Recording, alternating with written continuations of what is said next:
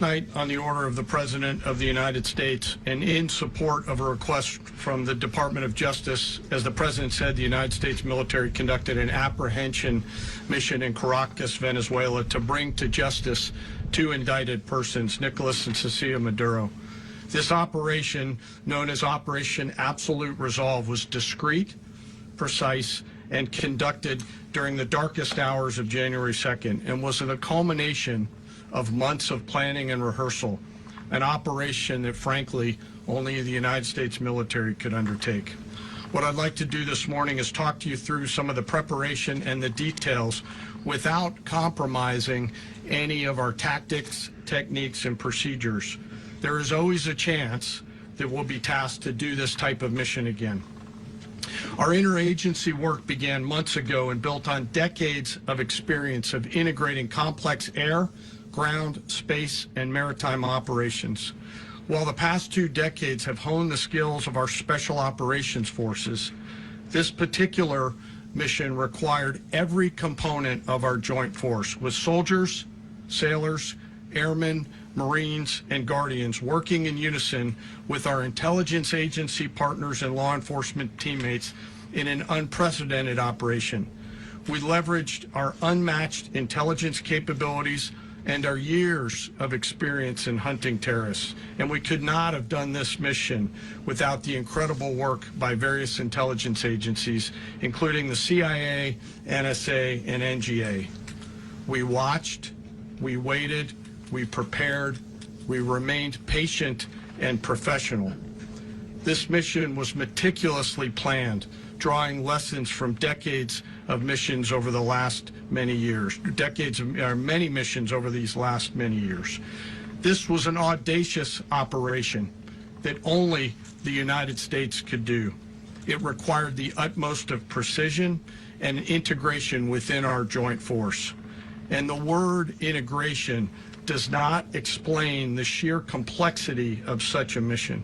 An extraction so precise it involved more than 150 aircraft launching across the Western Hemisphere in close coordination, all coming together in time and place to layer effects for a single purpose: to get an interdiction force into downtown Caracas while maintaining the element of tactical surprise. Failure of one component of this well-oiled machine would have endangered the entire mission, and failure is never an option for America's joint force. Those in the air over Caracas last night were willing to give their lives for those on the ground and in the helicopters. Let me talk a little bit about the preparation. After months of work by our intelligence teammates to find Maduro and understand how he moved, where he lived, where he traveled, what he ate, what he wore, what were his pets, in early December, our force was set pending a series of aligned events. Key was choosing the right day to minimize the potential for civilian harm and maximize the element of surprise, and minimize the harm to the indicted personnel, so as the President said, they could be brought to justice. And as the President said earlier today, weather in Venezuela is always a factor this time of the year. And over the weeks through Christmas and New Year's, the men and women of the United States military sat ready, patiently waiting for the right triggers to be met and the President to order us into action. Last night, the weather broke just enough, clearing a path that only the most skilled aviators in the world could maneuver through. Ocean, mountain, low cloud ceilings, but when tasked with a mission, this organization does not quit. At 10:46 p.m. Eastern Time last night, the President ordered the United States military to move forward with this mission. He said to us, and we appreciate it, Mr. President, good luck and Godspeed.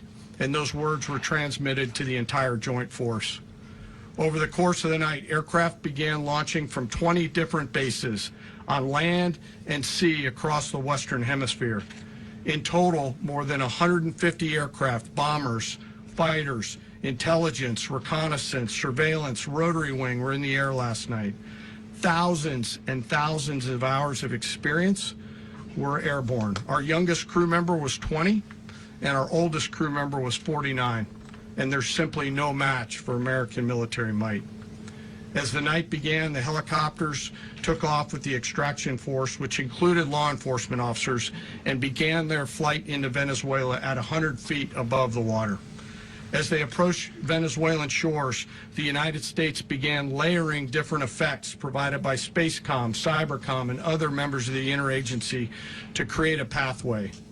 Overhead, those forces were protected by aircraft from the United States Marines, the United States Navy, the United States Air Force, and the Air National Guard.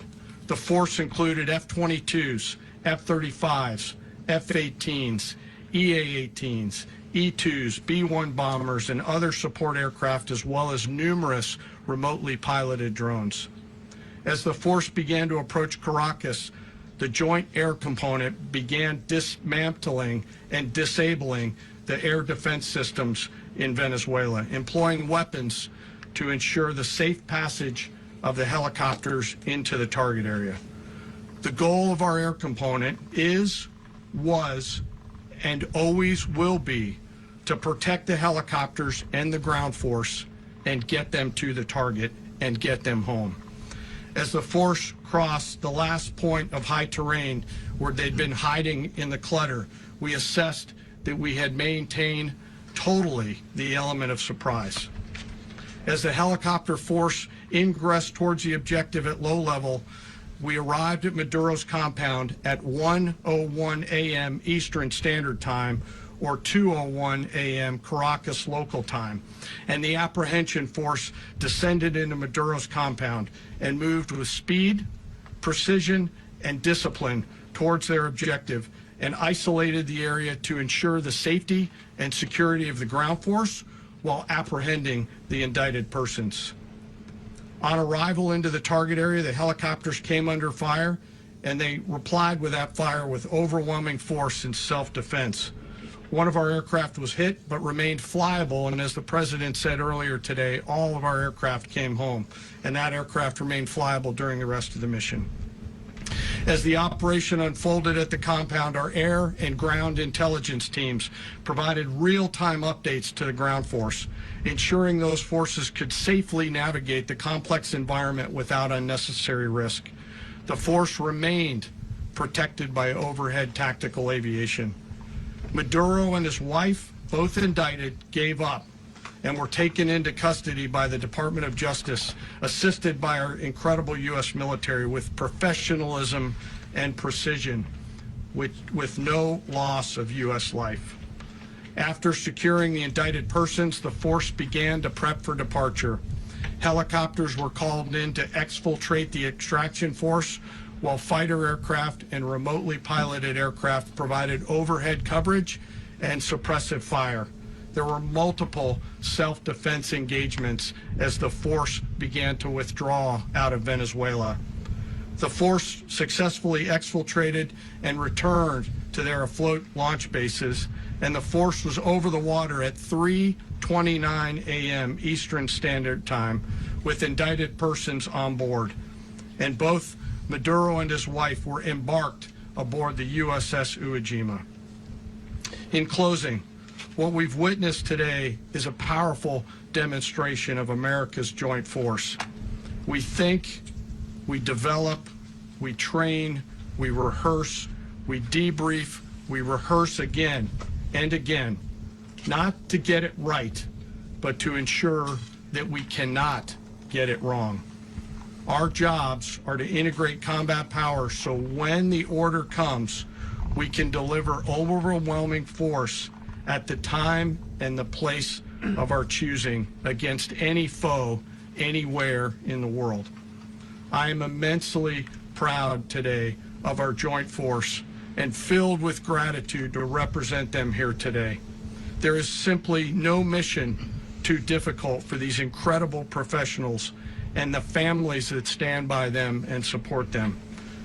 As we stand here this morning, our forces remain in the region at a high state of readiness, prepared to project power, defend themselves, and our interests in the region. This operation is a testament to the dedication and unwavering commitment to justice and our resolve to hold accountable those who threaten peace and stability.